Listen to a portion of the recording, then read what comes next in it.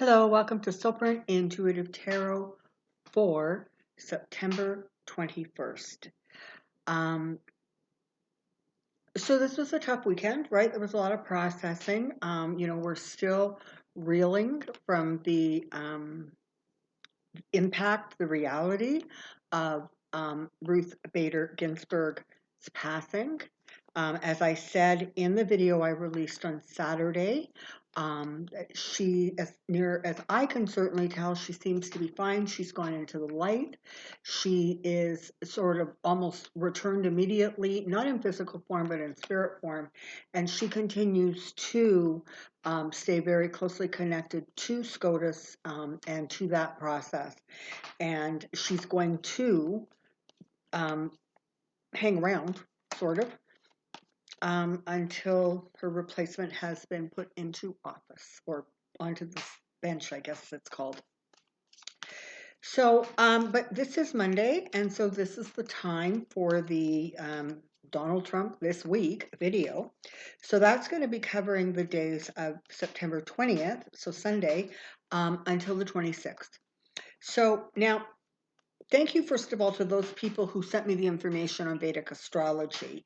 So there is talk in the Vedic astrology circles that the 20th is sort of the beginning of a period of time where Trump is going to be sort of at his sort of most powerful and also at his darkest. So, I guess this sort of looks like it could be a bit of a tough week. Certainly there's going to be a bump. Certainly all the talk about putting a female judge in by Republicans, if you can just get your head, just even get your brain around that one. So that's an indicator that they realize that they got to do something to try to win back some votes, particularly, women's votes. I don't think it's going to be enough. I really don't. He's going to be riding a little bit of a wave, but not much of one. Not much of one. So come on down, because I have a question, and I think a lot of us want to know what's going to happen this coming week. Come on down. Okay, we'll do one last quick shuffle. And I'm not sure if it is today, yesterday, or tomorrow when we have moved into the fall equinox, or the fall season change. How the heck did that happen? Somebody tell me. I don't understand. I'll quit rambling now.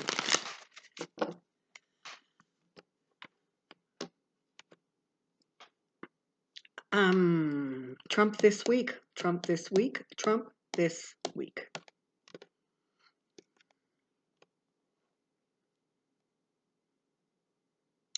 Even before the passing of RBG, it felt as if this week was going to be sort of tumultuous,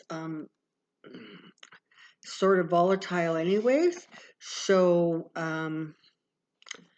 curious to see what the cards reflect now.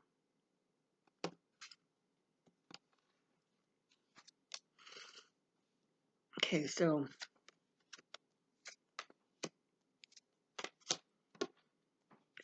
okay. So for right now,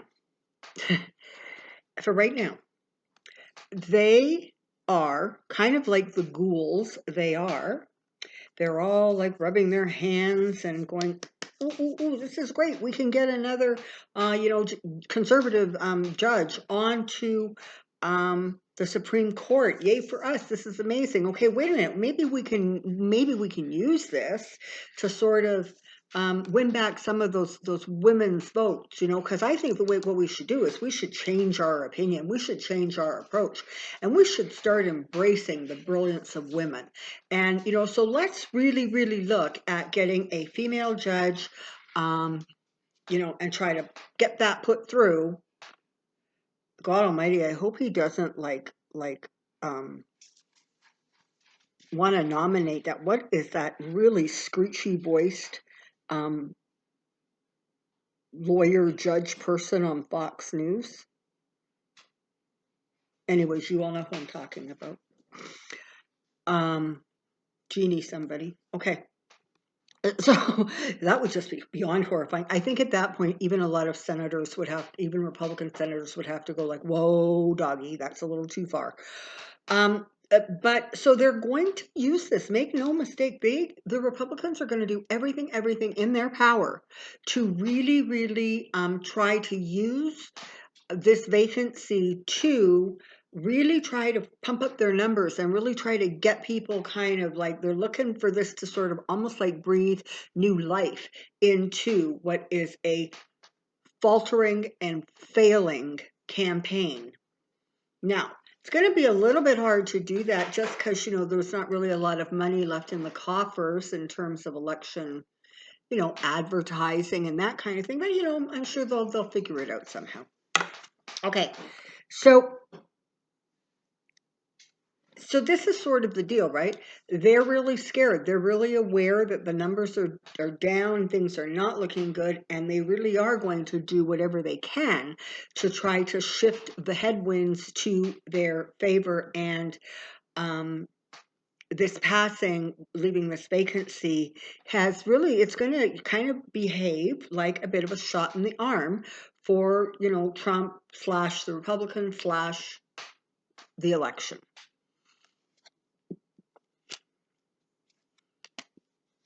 But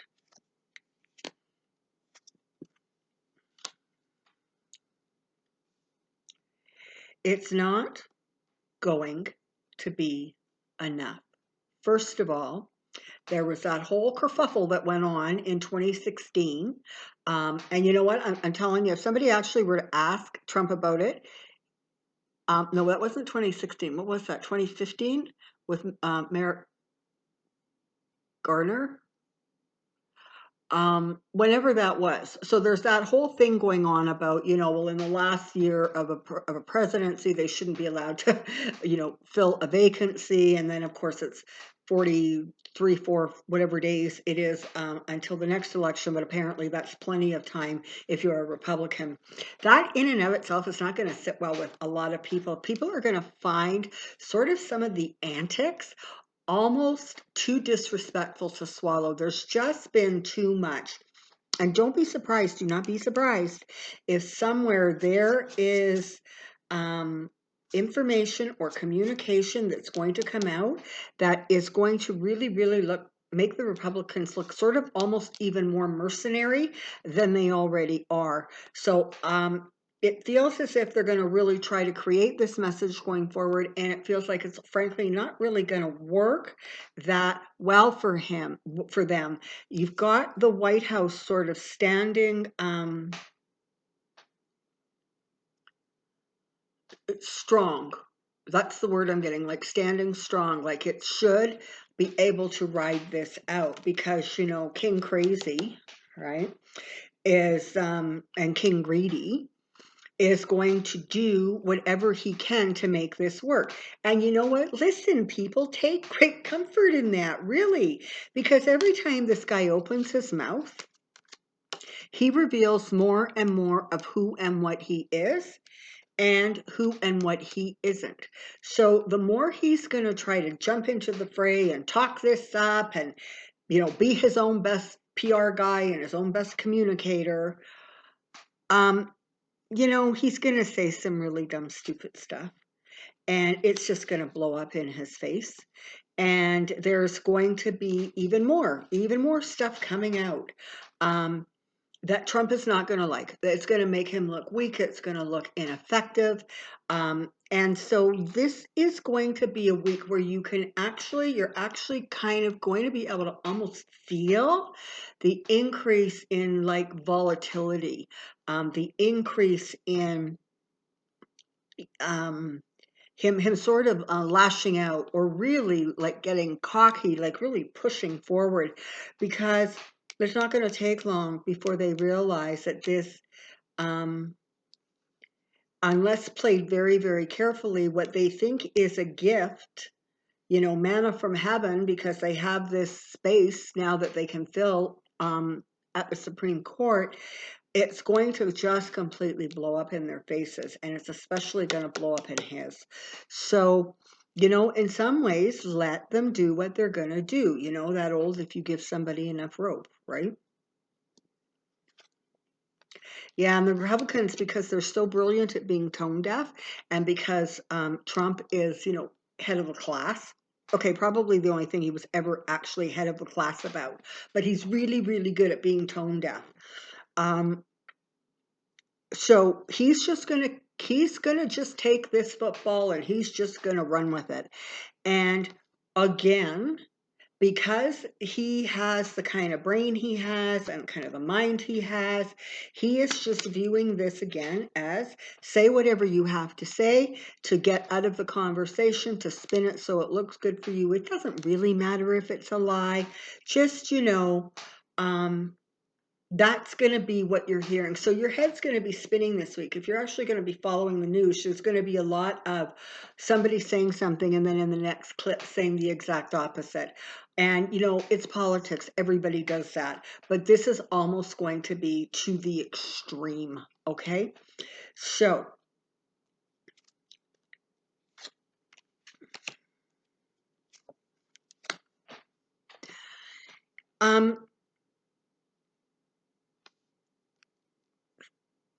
it makes me wonder in some ways if this passing in and of itself does not contribute to the feminine divine energy that we all have been saying is going to bring Trump down.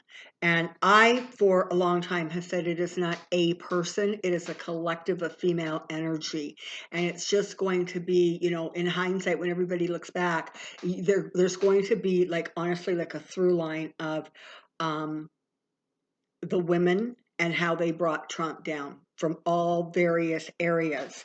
But so, yeah, so that's kind of, I'm just wondering how that plays into this and feeds into this.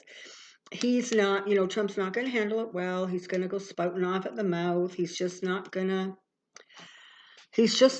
because he doesn't care. Now, okay, I want to put this together and I want to drill down just a little bit deeper and see what information we can get kind of beyond the whole SCOTUS situation, because it would be very, very easy to spend a long time reading on the reactions and what's going on, and I may very well get to that, but for right now I want to focus in on what are some of the other things that are going to be going on this week that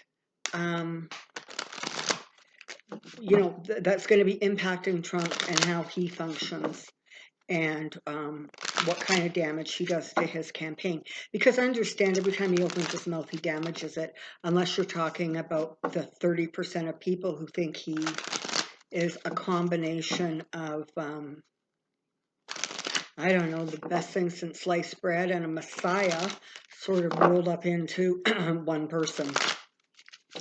All right. So let's ask this. Trump's behavior this week, Trump's behavior this week, Trump's behavior this week.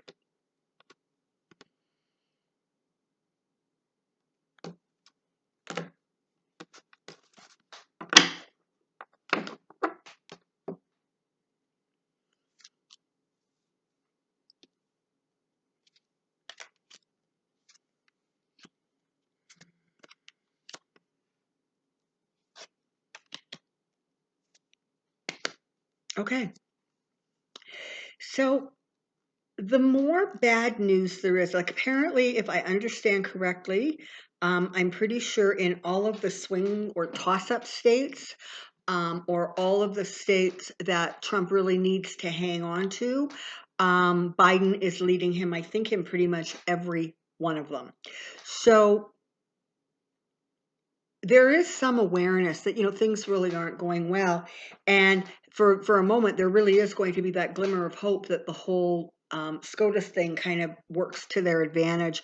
Ultimately, I don't see it really end up being that kind of feather in the cap that they're hoping it's going to be. They really do think that this is going to be enough to just lift everything right up.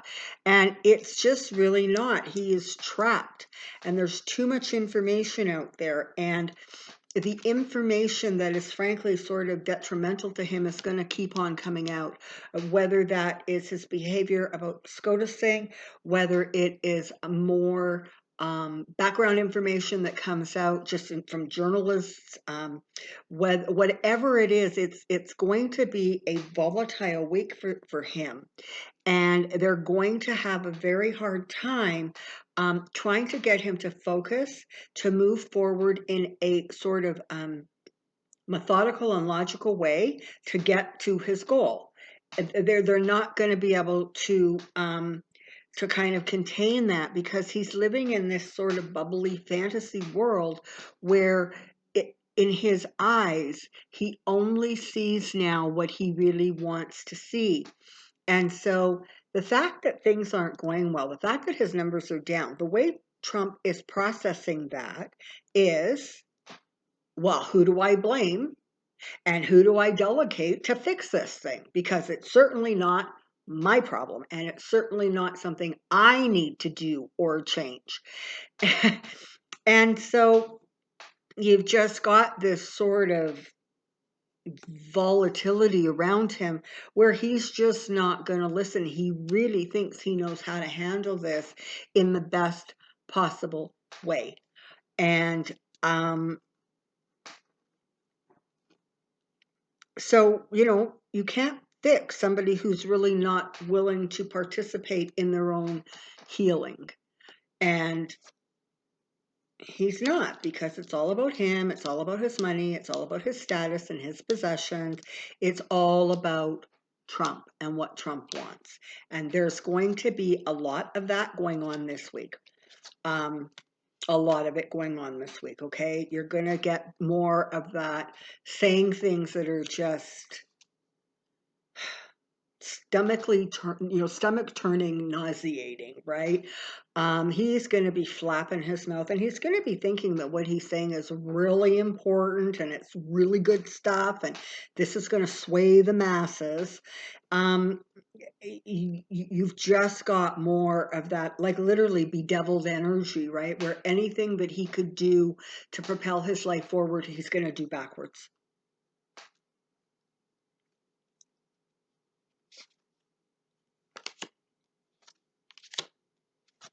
Yeah, they're really, really there's going to be something going on kind of like behind the scenes.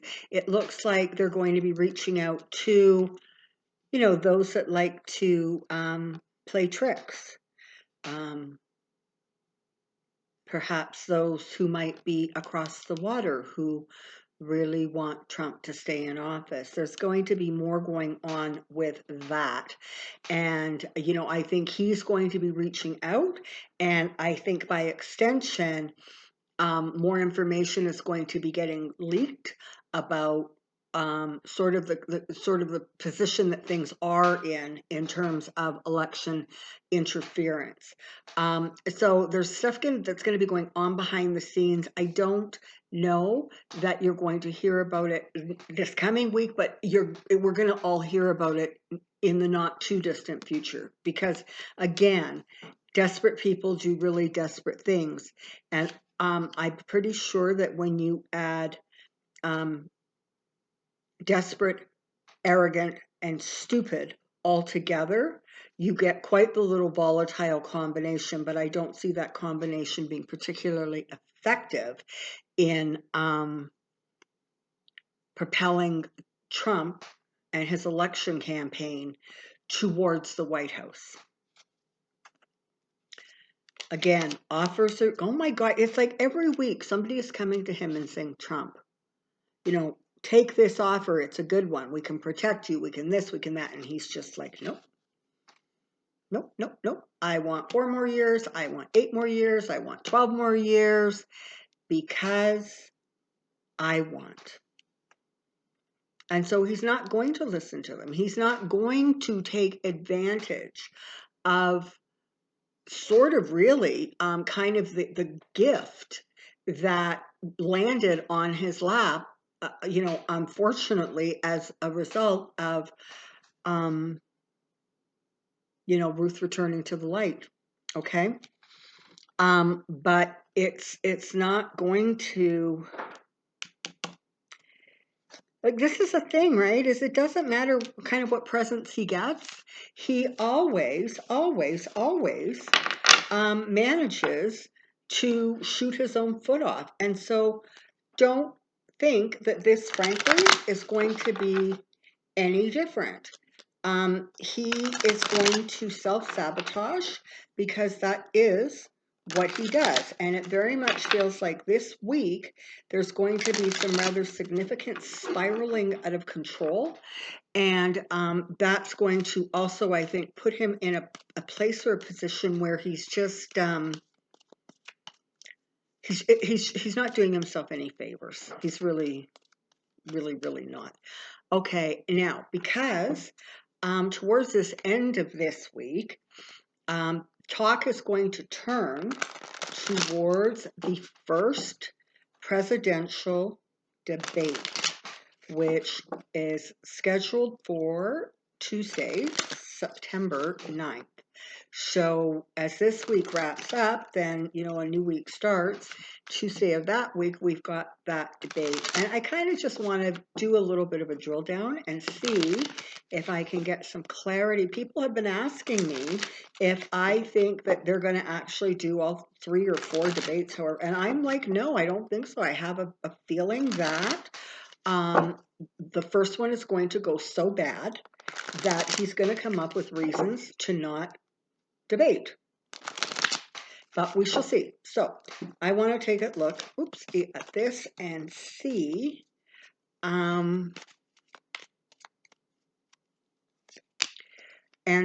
what that, what we might learn about what that looks like. Sorry, hold on here, because what I'm wanting to do is I'm wanting to find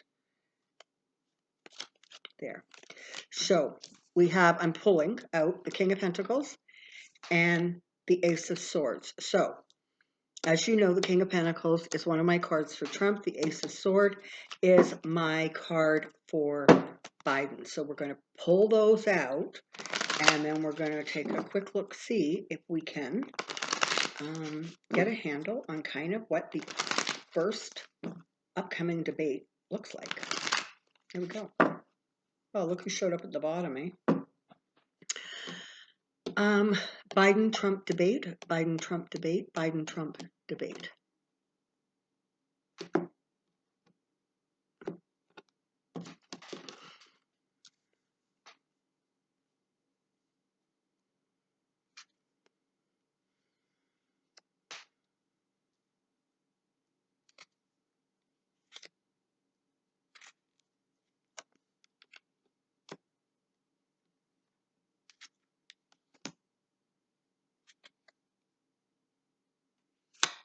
Okay, so this is representing the White House, Biden, Trump.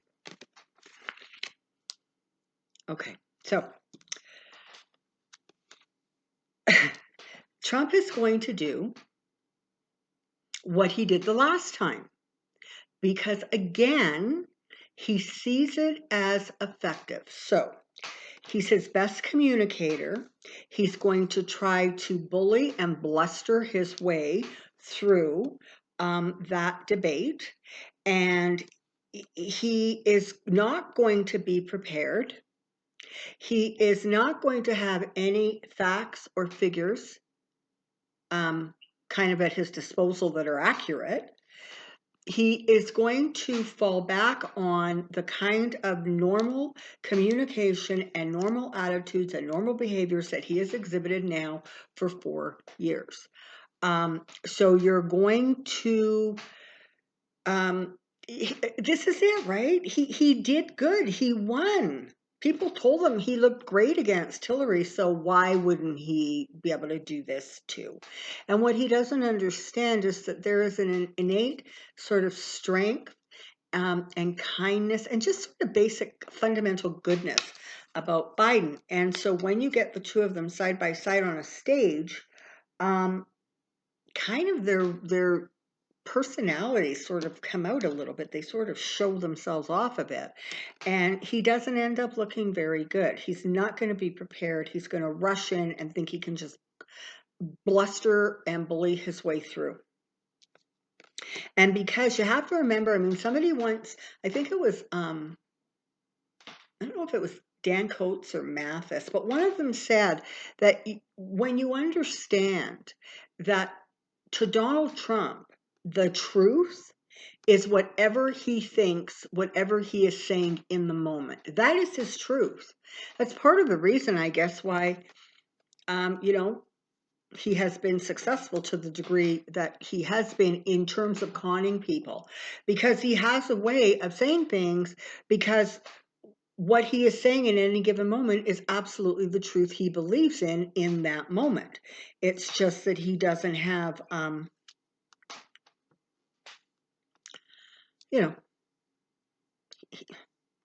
well, okay, we don't need to go into a list of everything Donald Trump doesn't have. Okay, now for Biden. So a couple of things. Energetically, he has a lot of support around him. He is looking to start a new beginning. Joe Biden his message is going to be, let's go to our higher selves. Let's build back better. Let's be better than the last 4 years have shown us. Let's pull things together. Let's pull our allies together. Let's pull our country together. Let's pull these parties together, because there can't be any more ripping apart, and there can't be any more, or maybe there just needs to be a better way to do it. But this sort of strong arm antic of, we're sort of the party in power and we're going to do whatever the heck we want. And we don't even have to listen to you because you're nobody, because you're not in power. He understands that that fundamentally is not going to be a good way to heal a whole heck of a lot of anything.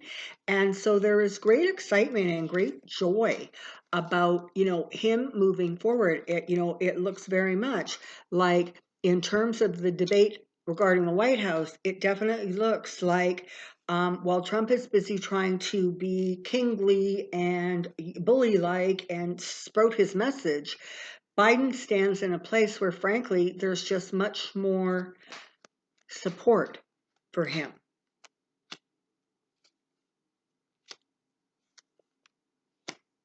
So it's going to depend, honestly, on the moderators, and whether they choose or choose not to sort of fact check Trump in real time. Because, I think that that's one of the things that media is starting to figure out, is fact checking him half an hour later doesn't really do any good, because the message was already sent. And frankly, it was already received by those who were interested in hearing that message. So kind of just leaving him to his own devices, I don't know that that's going to be a great strategy. I don't know kind of what the rules are in terms of the debates, and whether they actually really can sort of start fact checking him, or whether a lot of that is going to fall onto Joe Biden.